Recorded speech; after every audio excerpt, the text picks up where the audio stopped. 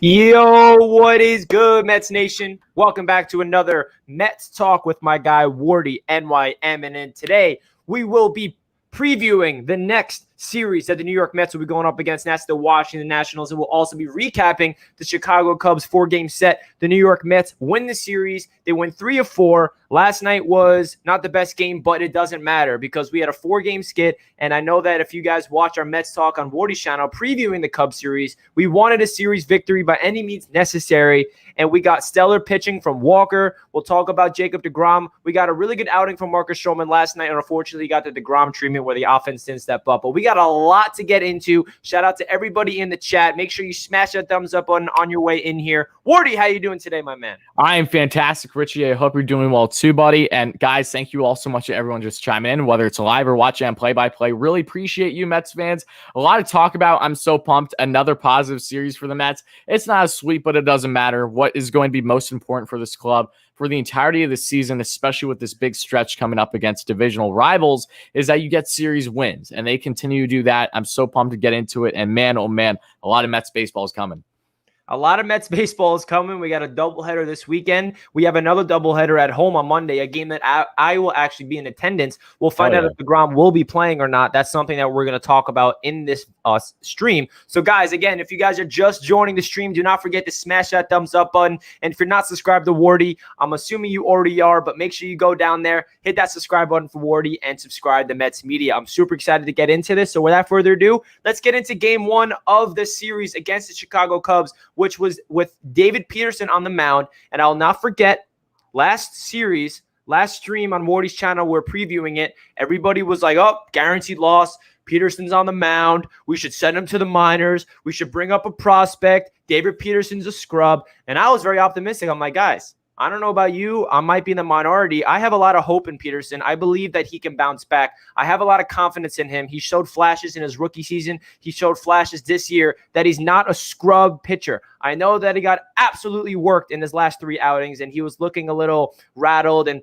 everyone's like, we should send him to the minors. But I never lost confidence in him. I was never one of those Mets fans that was thinking that we should replace him in this time because, 1, there's nobody to replace him with, and 2, he showed when me and Wardy went to that Mets game against the Phillies and he outdueled Zach Wheeler, that's what sold me on Peterson as a pitcher right there. Seeing that up-close personal view of him, he has the ability to pitch well. I know that he's erratic. I'm not expecting him to have the same outing he did for the rest of the season. He's going to be very inconsistent. He's a young player. But David Peterson had his best career start. 6 innings pitched, only gave up 1 hit, 0 earned runs, 3 strikeouts, 2 walks, and his ERA is now down to a 5.6, which is not good. But that was a stellar performance from David Peterson. I'll not forget all you guys in the stream, making fun of me because I felt optimistic about David Peterson. So he proved me right. Tyler, what's your thoughts of David Peterson's outing? Because this was impressive. Chicago Cubs were one of the hottest National League offensive teams going into this series. Obviously, they did not show up all series long because our pitching just absolutely, pounded them all series long. But what's your thoughts of David Peterson having a bounce back game? Because that shows me that he has the mental makeup to push through adversity. I feel like that's the biggest thing for him in particular, for a young guy to have 3 or 4 outings when he's like lit up in the first inning, and now to come out there against the Chicago Cubs team and shut them down for 6 innings and only give up 1 hit. What's your thoughts? Dude, it's funny because like you said, how we were talking in our last Mets talk, a lot of people being negative. And look, I was the same way. I was almost fully sold at that point in time to saying, Pearson, you got to send him down. You got to do something with him and try with the assumption that you're going to have a replacement. The Mets obviously can't kick Pearson out of the rotation without having something better there. You're not going to call off a guy like Jared Eichhoff, for instance. You're not going to bring up the Thomas Skapuki. I apologize. I always pronounce his name wrong probably, or whoever it's going to be. Normally you would acquire someone that's going to bring you depth and stability in that rotation, which I still believe the Mets will do. But this was a huge make or break game for David, and I felt that way exactly. And this just shows a lot that we've seen at different points, especially earlier in the season, until he had this rough stretch over the past month where he's gotten shelled a little work earlier in the game and he was able to get out of it and still give you some serviceable outings. What stood out to me about this, what I first thought of, wasn't necessarily just the outing that we attended against Philly earlier in April. I went to David Peterson's first start of the season. It was game 2. It was game 2 or game 3. I actually think it was the final game of the series against the Phillies. I was in attendance for the first series of the entire season.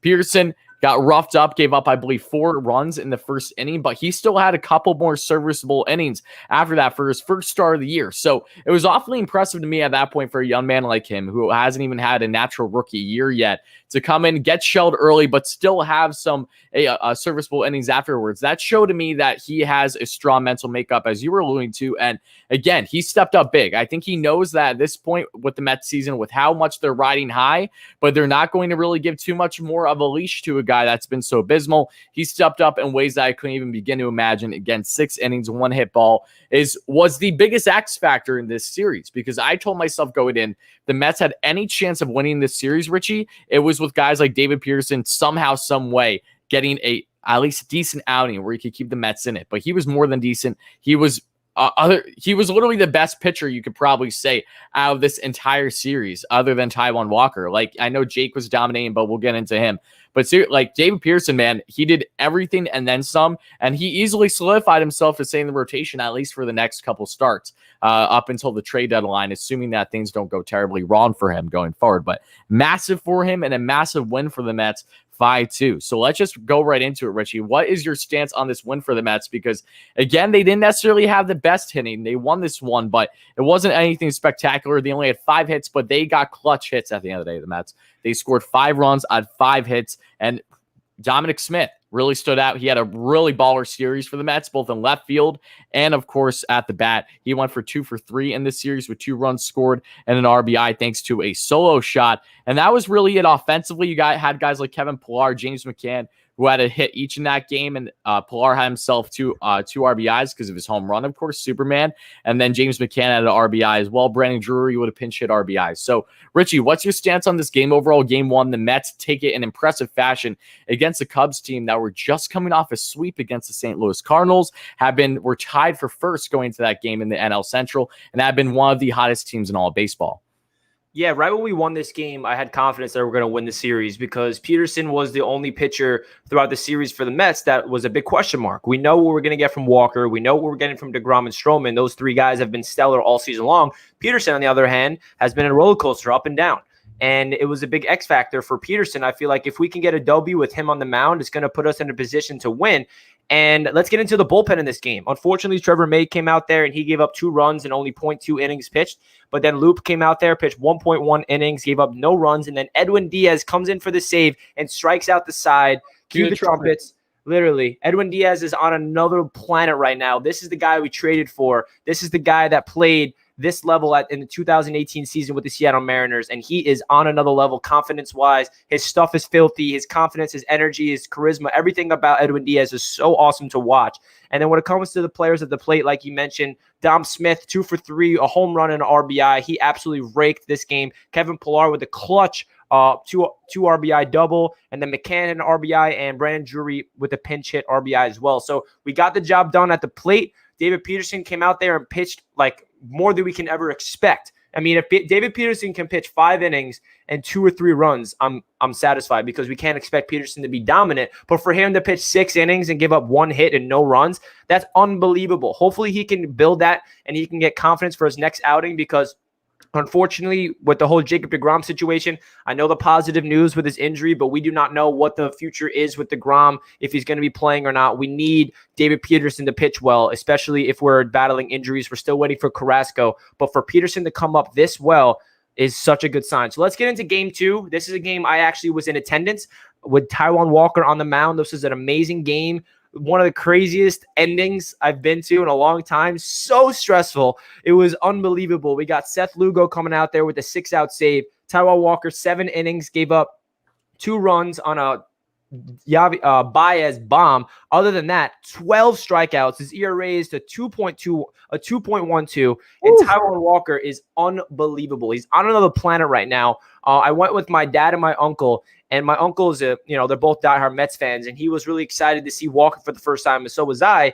And we were both blown away from Walker, because I've seen deGrom multiple times. I actually never seen Stroman in person, but Walker's one of those players where he's brand new. This is his first season on the Mets, and we're all getting used to him. And I was excited to see him in person, to see what he can do against a good Cubs lineup. Can he back up what Peterson did? And he did that and then some. 12 strikeouts. He had an inning where he literally got through, I think it was the 6th inning or something, and it happened in like 3 minutes. I went to the bathroom and I came out, and all of a sudden we're up at bat. I'm like, wait, what? Walker already got through that inning. So Walker is such an amazing piece for this team. Definitely the best bargain of a signing in free agency and all across baseball. We signed him to a 2-year, $20 million deal. Nobody even offered him a contract, and he's very lucky. No, he said he's very thankful that nobody else offered him a contract, and he is a New York Met. So Walker, 7 innings, 12 strikeouts, and then Seth Lugo comes out there, pitches a 6-out save. In the 8th inning, he dials in, does a phenomenal job. In the 9th inning,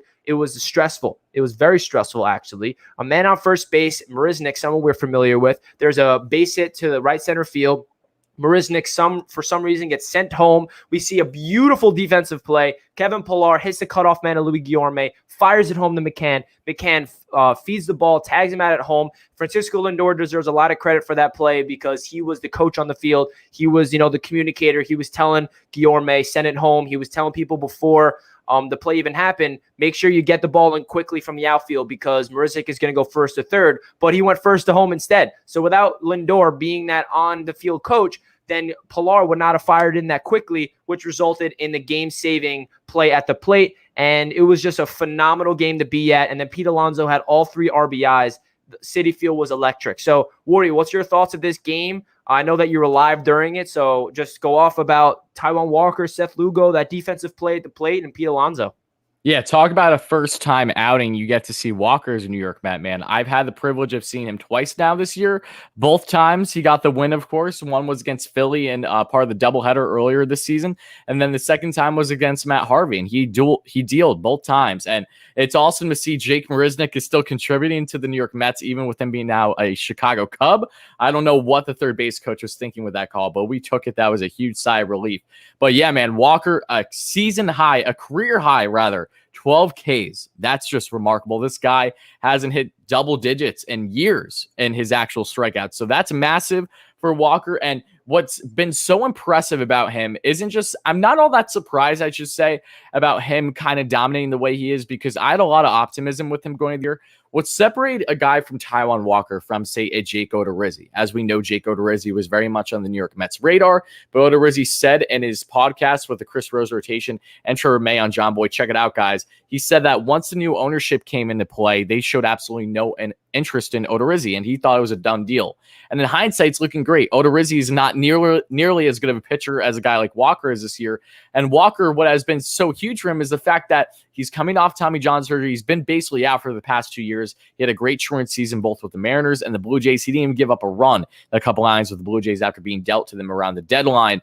And he's young. He's still in his late 20s now, and he has a potential to really hit his peak with the Mets, and we're seeing it already. That was the biggest thing about him. He's finally able to be healthy, and he has a great surroundings with guys like Jeremy Hefner, the Mets pitching coach, and all the analytics. That is what's getting the best out of these players, and Taijuan Walker's on the forefront of it. What you're seeing now, his sinker is something that he has not had in the past. He's having unbelievable command. He's getting great movement on that ball versus normally his four seam, which is how he gets caught for home runs. So if you see those sinkers, it almost looks like a backdoor slider half the time, especially when he's going up against a lefty. They have no chance. He'll go down and in or up and in. It's just something beautiful to watch. And Walker's just been dominant, man. He continues. He's the part of the three-headed monster, as the Mets currently have arguably the best rotation in baseball right now. And ERA-wise, it stands firm. So getting into this game a little bit further, though, Richie, Jonathan VR, your man, I'm sure you're happy. Gained 2 hits, went 2 for 4 on the night with a run scored. Francisco Lindor had a solid game. He got on base plenty. He did all throughout the series, at least the first couple of games. He had 2 walks on the night, had himself a hit,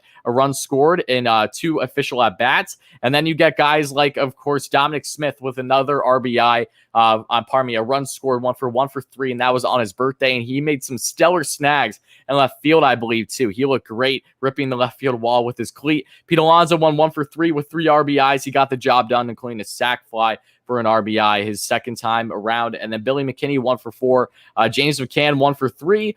Luis Guillorme 1 for 3. And the Mets got 6 walks on the night. And that was after having 8 walks their first game of the series. So they're looking really great at the plate. Even if they haven't necessarily been completely clutch with guys in scoring position, they're getting on base plenty. It's something that they've been doing all season long. And that continued now going into, again, the bullpen, as you said, with Walker and then Lugo getting that massive. I know it was a little bit of a heart attack. I was texting you around that time. I'm like, hopefully they can get out of this.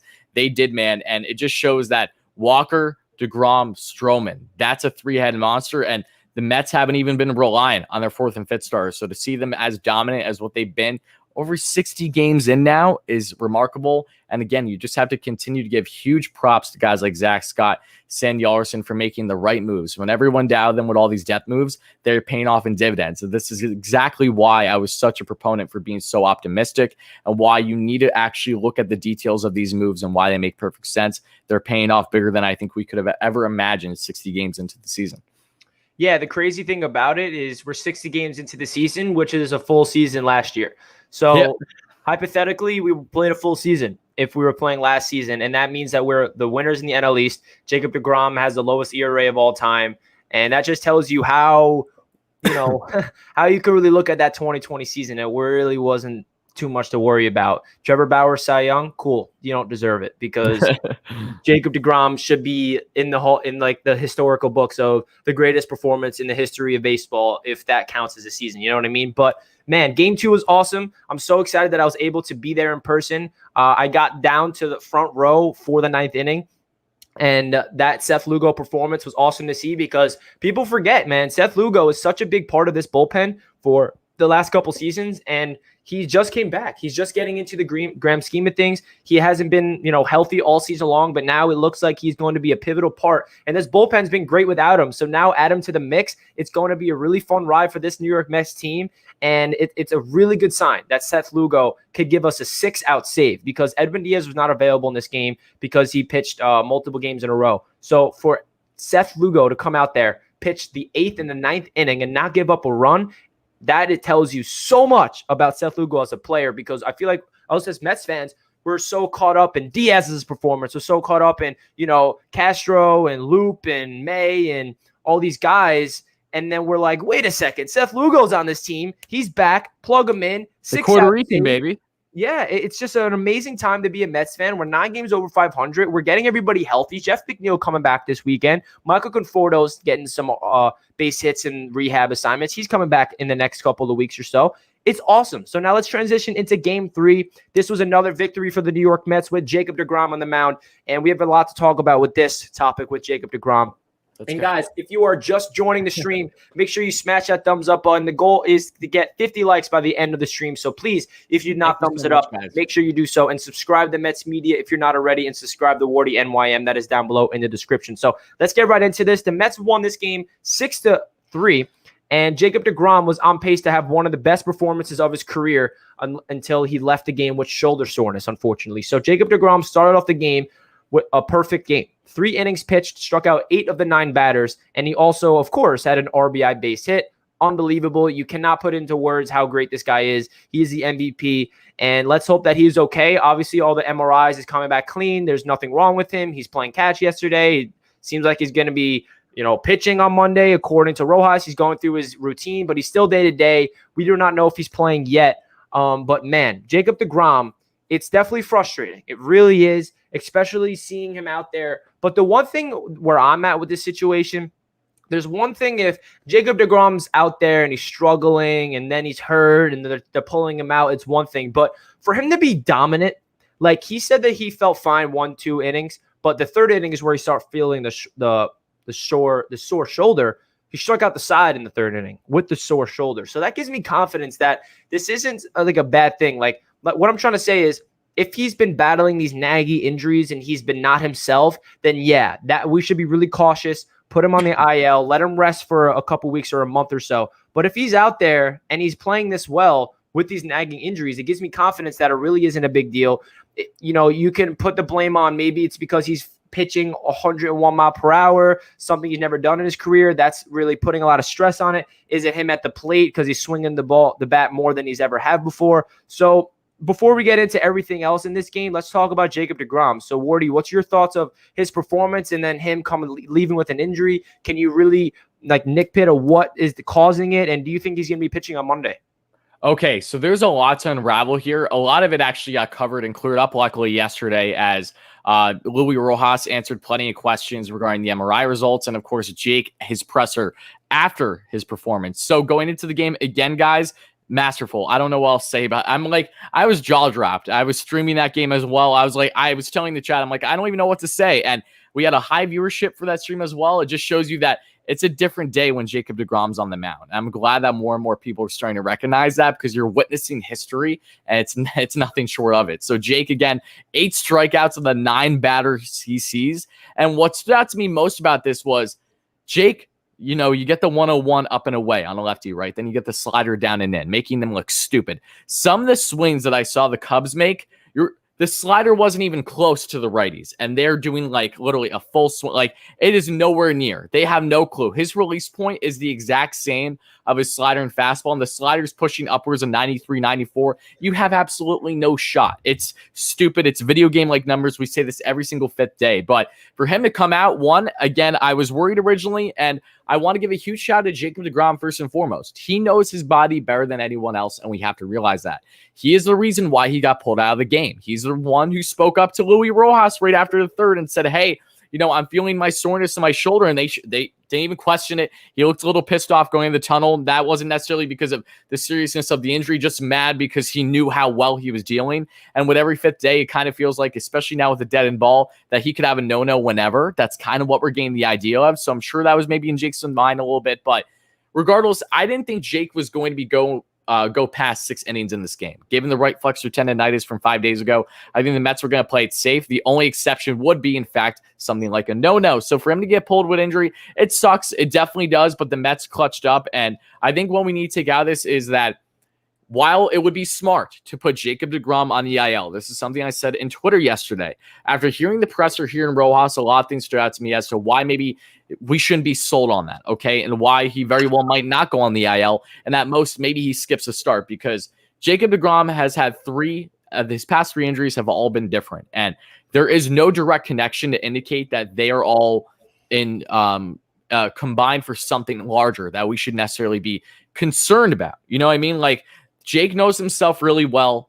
They know him really well. They checked his shoulder twice and said that looks like a normal pitcher's shoulder. There's nothing to be concerned about. And I trust this medical group far more than what I would have, say, a year or 2 ago. Things are a lot different now. So, Jake, you have to take into account this factor with him and his injuries. If he fully believes he's good to go, you're going to let him start his next supposed start. Or maybe you push him a day or so, because just as much as it might seem like a good idea to put him on the IL, if he's feeling the exact same, it could do him more damage than good. Because how has Jacob deGrom become the best pitcher in baseball? And how do pitchers naturally get dominant and be good? It is by being in a constant routine. It is rhythm. It is being a conformist. These guys need to know how their routine looks every single day. They need to know how they're feeling. So to have him stay on a 10-day IL stint, you're risking missing not 1, but 2 starts. And that could hurt him more than it would be good. He'll be out of his routine. He'll have to try to stay up and moving. I'm sure he would be, of course. But there's damage. It's happened in the past to players, and it will happen going forward. You don't want to give your guy over rest, because it could give him a lack of performance, a lack of production, a lack of focus, or simply an injury because he wasn't ramped up as hard for 10 weeks or upwards, 10 days or upwards of 2 weeks. And then he comes in and then he's throwing 101 again. Who knows what's going to happen? So again, don't get me wrong. I do think that him throwing the heater as much as he does and being so far and away different than the next best starter in the league. Like, take, for instance, Jacob deGrom has 330 pitches right around exactly this season of 99 miles per hour or more. The second best starter in the MLB has 72. Like, just take a moment to think about how different he is from that level. So he's doing things that the pitcher has really never done before as a starter this deep into a season. So don't get me wrong. I'm sure you're going to get wear and tear on that shoulder. But the biggest thing, too, that I think a lot of people aren't realizing is there seems like there was possibly a direct connection in his swing and him hurting his shoulder. He got the RBI single. We know that that was in, of course, the bottom of the second. One of his swings that was highlighted that I'm watching over and over, he was literally roughing up on his shoulder like this and looked like it was, a little tweaked.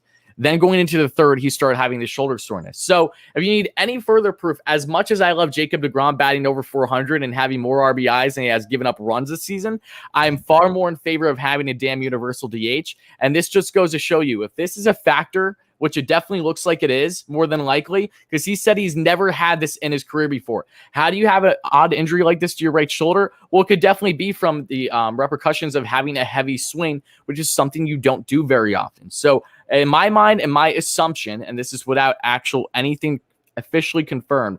I think Jake was hurt by his swing there, and that's something that the Mets should monitor. I love him getting RBIs, but if you got to have him sit back and maybe take a couple pitches and hopefully he gets walked or he just takes strikes like I know Walker has, then do it. So that's my stance on the matter.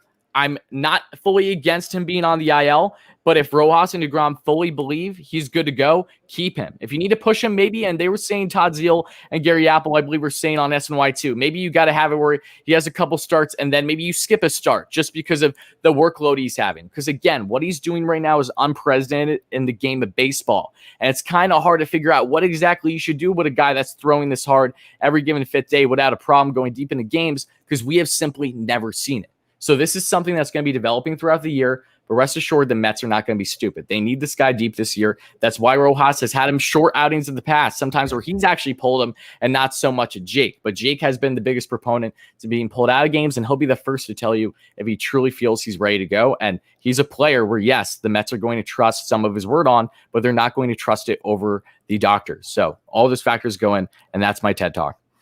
That's Wardy's TED Talk. Thank you guys for tuning in.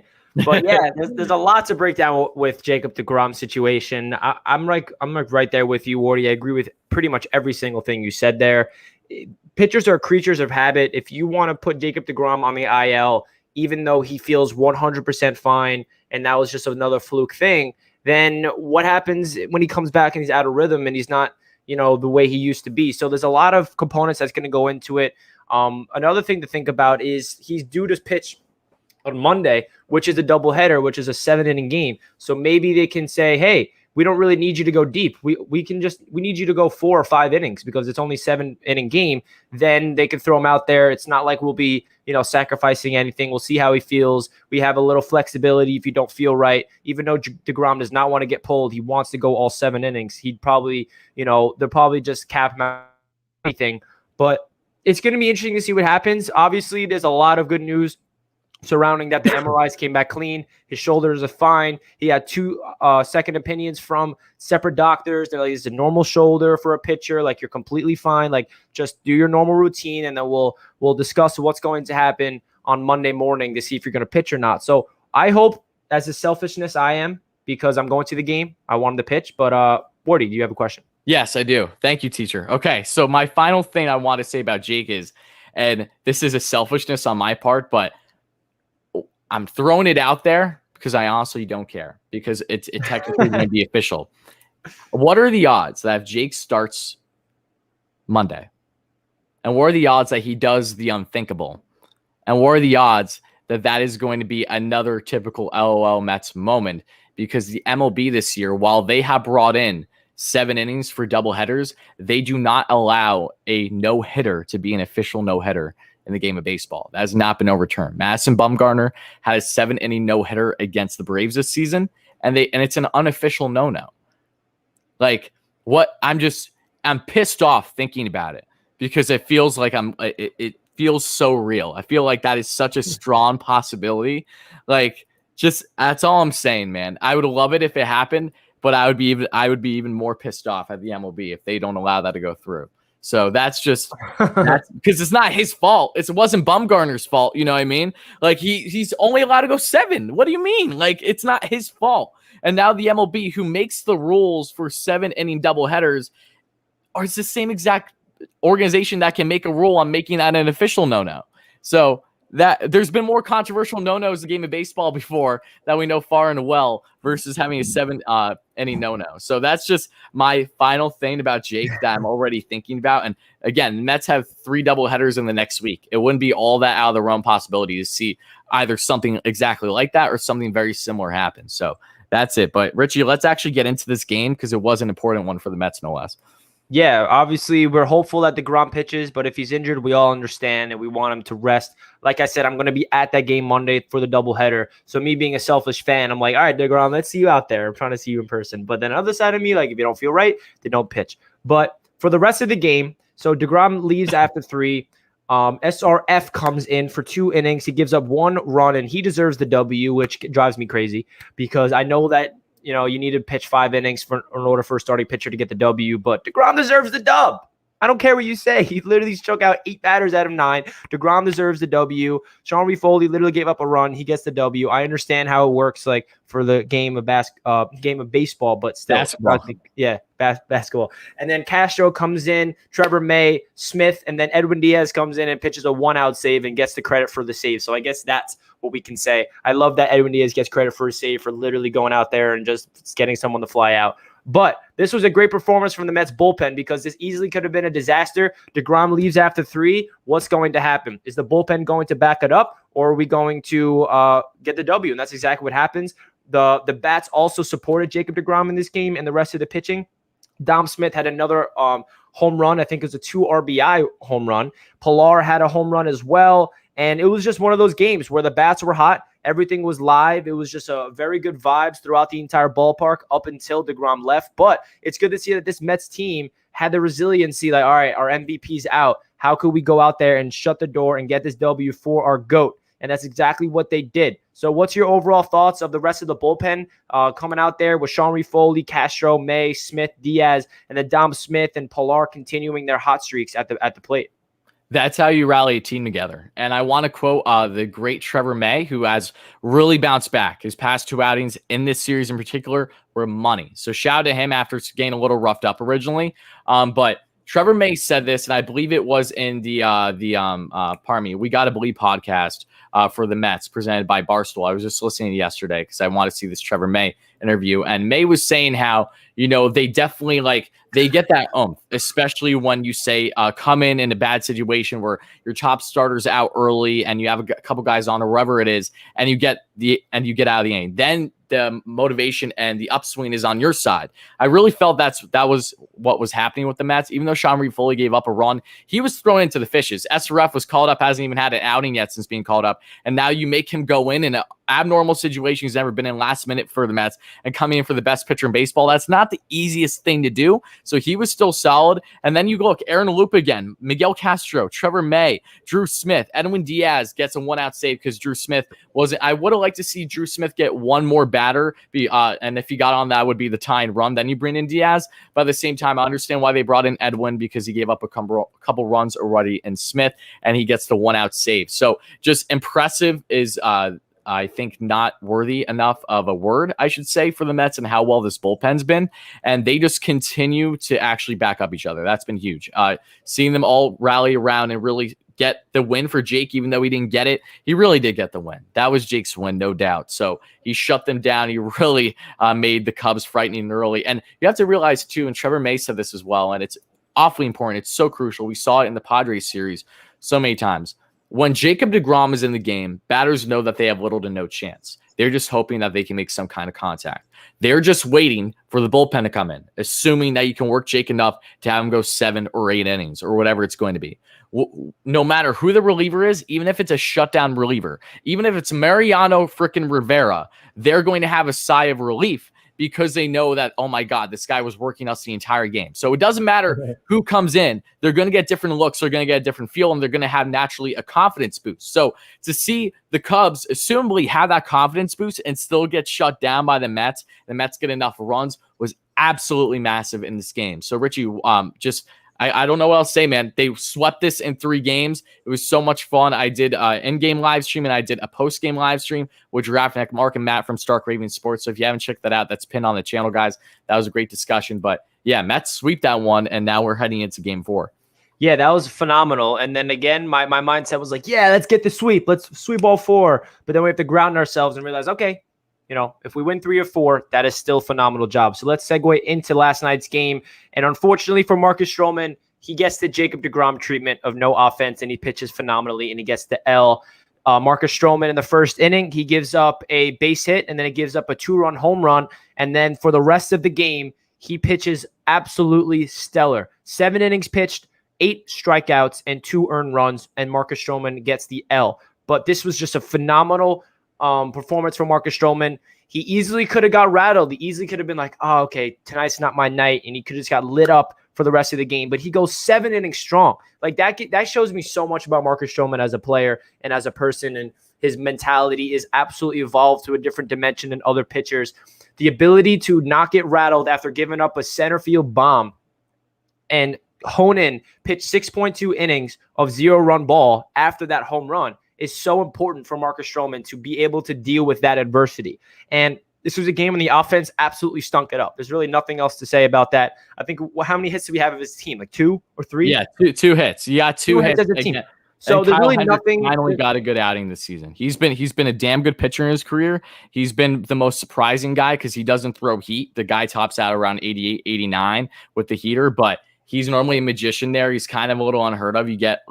You're a little taken back by him because of his lack of velocity. And he's given up 19 home runs this year, and he has his best outing. And now he has 7 wins on the year, and he's had, I think that's 7 straight wins now for Hendricks. Yeah, there's really nothing else to break down in this game besides Marcus Stroman pitched a phenomenal game. You can't, say that 7 innings, 2-run balls not good. That's exactly what Taijuan Walker did in his outing. He just happened to have 12 strikeouts instead of 8. So Marcus Stroman and Walker both pitched 7 innings, 2 runs, but Walker gets the W, Stroman gets the L simply because the offense did not perform. Do you have anything else you want to talk about with Game 4? Yeah, I'm glad you brought up Walker. I mean, Walker and Stroh are buddies. We know that they're vibing all the time in the clubhouse and everything. And it is funny how Javi Baez was both their kryptonite. He gave up a bomb to both of them respectively, but that's all that the Cubs got. In both those games. Walker continued to dominate, to go on to have 12 strikeouts and retire, upwards, I think it was 7 or 8 straight batters. And Stroman was the exact same way. So it's unfortunate that Stroh got the L. That was a very Jacob deGrom-esque game, usually in years past for the Mets, where they can't get run support for some really serviceable outings by Stroman. Stroh, though, again, has a 2.35 ERA on the season. He's been tremendous for the Mets in his contract year now. And I know it sucks that they got the loss, but at the end of the day, that's an okay loss to take against a Cubs team that are desperate trying to get that final win. Didn't even have any of their top relievers in this series until the final game. So it only made sense that they were able to shut the door on the Mets. But the Mets win 3-1. They tie the season series against the Cubs 4-4 apiece. Let's do it. And guys, everybody that's watched this on Newsbreak, that concludes this edition of Mets Talk with Wardy and I, giving you guys our Chicago Cubs recap. So we appreciate you guys staying to the end and stay tuned for more. Now, with that being said, let's segue right into the Washington Nationals series preview. We got 4 games in 3 days against the Nationals. We got Joey Cherv, Luke Casey on the mound tonight. Then we got David Peterson and Walker Sunday. The doubleheader Saturday. So we do not know who's pitching the second game so far. That's probably going to be a bullpen game. So this is going to be an interesting series. The next 4 series, I believe, for the Mets is against division opponents. I think that's correct, right? So this is a really important stretch for the Mets. We have a big lead in the NL East. We're 9 games over 500. So say we can win 3 of the 4 series. That's huge. This is where we can give us a huge lead heading into All-Star break. I think this might be the most important stretch of the season for the Mets so far this year. Undoubtedly. Because we are hot. We are winning games. We just won the series against the Padres. We beat them in San Diego. We beat the Orioles, and now we're going up against the Chicago Cubs, and we defeated them 3 out of 4 games. And that Chicago Cubs team is very talented. They're hot when we saw them, and we shut them down 1-3 or 4. Now we're going up against the division rival Washington Nationals and then the Atlanta Braves. So this is going to be such a crucial part. If we can win 3 of the 4 games against the Nationals this weekend, that's going to be huge. So what's your stance of this series? You want to give your overall thoughts of tonight's game and then the doubleheader and Sunday before we get into each game? Absolutely. So to overall summarize what have the Washington Nationals been doing this season, it hasn't been a lot of good, but the start of June has actually fared the Nats very well. They're finally starting to get in a groove. They just came off of a series sweep for their last opponent that they faced. They've won 4 straight now, and in fairly impressive fashion. They've been getting the job done. They've been getting clutch hitting. So we know the drill when it comes to the Nationals. They're currently 5 games under 500 at the time of recording this being live, or if you're watching on playback, and they're 7 games out of being in for the division lead in the NL East. So they're a ways away, and the Mets have the potential to bury them, and I mean bury them, by at least 10 games out. But here's the thing. The Nationals, at the same time, if they end up winning, say, 3 out of these 4 games, they're right back in the thick of things, right with the Phillies, right with the Braves. And who knows, at that point, the Mets could find themselves close to out of the first spot for the division lead. So this is a massive series on both sides. The Nationals could really find their season dwindling away quicker than you would expect if they really lose big time here. And the Mets could find themselves really a lot tighter than what they should be with the remainder of the division, depending on how this goes. So there's four guys actually I want to talk about. Some of them are expected, some are maybe not as expected for hitters the Mets should be watching in this series. And we have to start off with one of the best and one of the most underrated shortstops in all baseball, and Trey Turner. I absolutely hate the guy as a Mets fan, but he is a speed demon. He has a great glove, and he is phenomenal on the bags. He can steal bags, no problem. This season, so far for Trey Turner, the 27-year-old, he's batting .303 on the season, 10 home runs, 31 RBIs, 13 stolen bases, and an .813 OPS. He's been pretty hot the past 7 games, too, batting right around .283. And then if you go on, we have Juan Soto. That shouldn't be a surprise. Juan dealt with some injuries this year, but overall, he's been solid. .266 average, 8 home runs, 28 RBIs, 1 stolen base. I'm waiting for Soto to really pick up the home run pace. I know it's going to happen. But you guys got like Vladimir Guerrero Jr., you got Ronald Acuna Jr., and you got Tatis. You got all these guys that are kind of leading the league right now in home runs, and I expect Soto right be in the thick of things because he is that other great young, really generational talent for the foreseeable future. When he's on, he's arguably the best hitter in all of baseball. He has the best eye. He's ridiculous. He's been on a cold streak though the past 7 games, batting right over 170. So while the Nationals have been riding hot the past week or two, Soto hasn't. And Soto is a Mets killer. He's something that's always been a Mets killer since he got called up as a 19-year-old. So we'll see what he can do, but he's definitely got to keep an eye out with an .818 OPS, 8 home runs, 28 RBIs, if I didn't mention it right. Josh Harrison. Richie, I'm not sure if you remember Josh Harrison, but the Mets originally showed interest in him in the past. A couple years ago, he was a long-time leadoff guy for the Pittsburgh Pirates. He's now having kind of a revelation of a season for the Nationals in an everyday role. Their second baseman, .274 on the season, 4 home runs, 21 RBIs, and a .740 OPS. Harrison has also been hot at the plate as of late. He's been looking decent. I believe he's batting right around 300 or close to, or maybe I'm getting him confused with the last guy I have, and that is former Chicago Cub, first year Washington National, and Kyle Schwarber, the left fielder. He's one-dimensional. You're not going to get much of a glove with him, but his big pop in his bat, he's really going to bring you quite a bit and clutch moments at times, but he's big swing and miss. So if you don't know Kyle Schwarber, .230 average on the season, 13 home runs, 34 RBIs, 1 stolen base, 772 OPS, and he's been fairly hot over the past 7 games for the Nationals as well. So Nationals are really big swing and miss this year. They don't have the same kind of contact guys that they usually had with the Anthony Rendons, the Bryce Harpers to an extent. They're really, especially with Josh Bell now at first base, you don't know what you're going to get. And if they face off against a lefty, which is what they'll be doing twice in this series, and both Lucchesi and of course and David Pearson, that's going to benefit the Mets in this situation because a lot of their more heavy sluggers, if you will, are lefties, and naturally they don't have as good numbers lefty on lefty contact. So that's kind of my stance on the matter, Richie. So let's get into the games a little bit further on what we can expect from the pitching matchups that we know of, and my assumption on what guys the Mets can probably benefit from in this series and what guys I might think are going to struggle a little bit.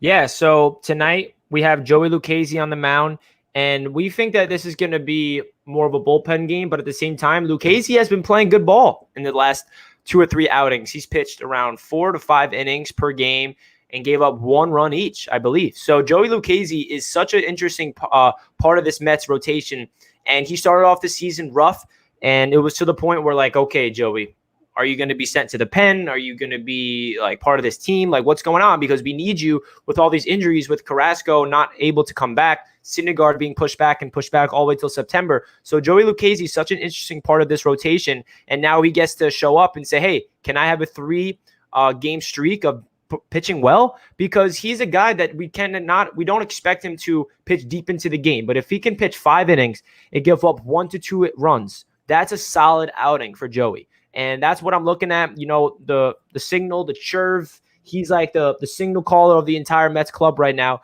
Obviously, he's a big part of the culture and the camaraderie of this team. Do you know the story about Lucchesi and that? With the chirv? Yeah, like why this started. People don't know like this. I think I did know it, but remind me. Okay, so this was also mentioned.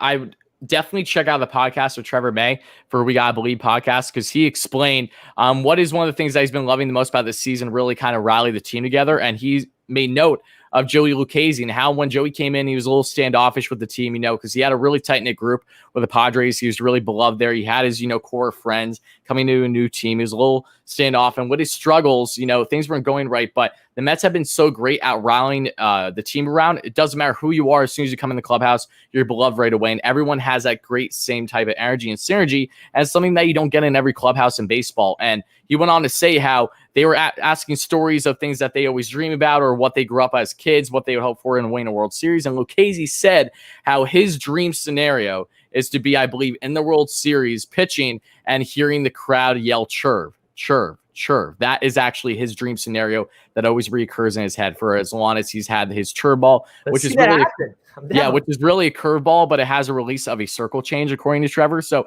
it's a chirp. It's Lucchesi's own thing, but the team rallied around it, and they took it now as not necessarily something as just him on the mound, but anything positive that the club does. So when you see Kevin Pillar gain a home run, they're doing the chirp. They're doing everything.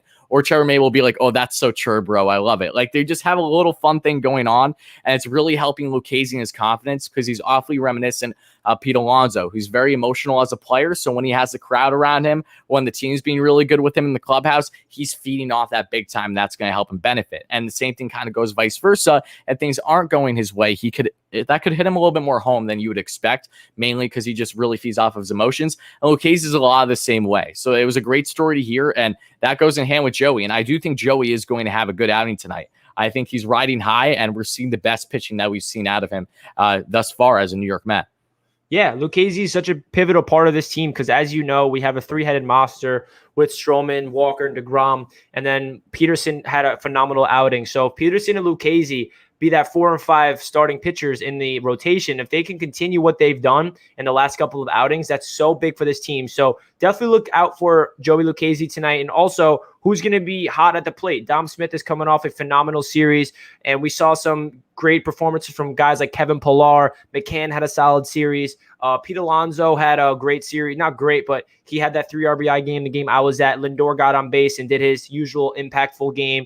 Jonathan VR, McKinney had a bunch of base hits and extra base hits because that man is an extra base hit machine. So in the series in general, who do you expect at the plate to have the best performance, whether it's Dom Smith continuing his, or who do you think the X factor is for the Mets in this series, all 4 games at the plate? All 4 games, I'm going to give a shout out to my boy and Kevin Pillar. And not just because I love him so much, but he's done some slight adjustments to his swing that he made note of. It was post-game presser one of the past couple of games against the Cubs.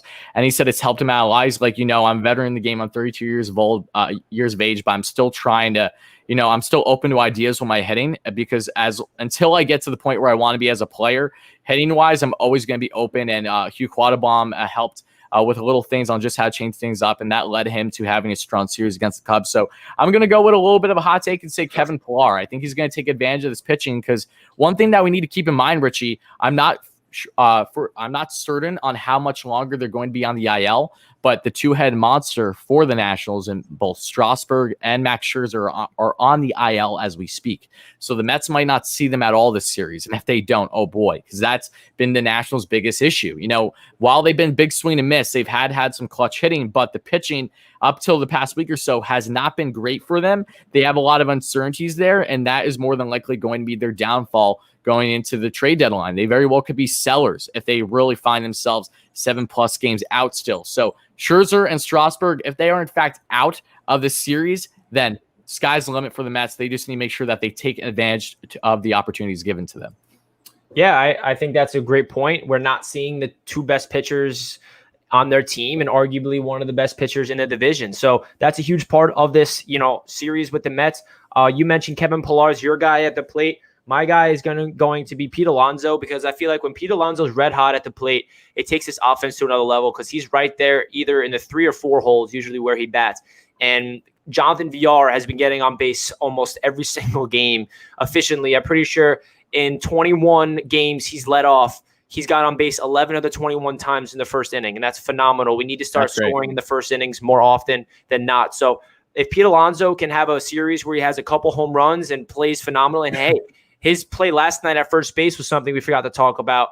getting that dive and play to save a base hit. Marcus Stroman, was pumping him up. That's awesome to see Pete Alonso, because we all know that he has aspirations to win the Gold Glove award at the first base position And he looked that dive yesterday. I hope you guys saw that. That was remarkable. Then you got Stroman patting on his chest afterwards to get the final out of the inning.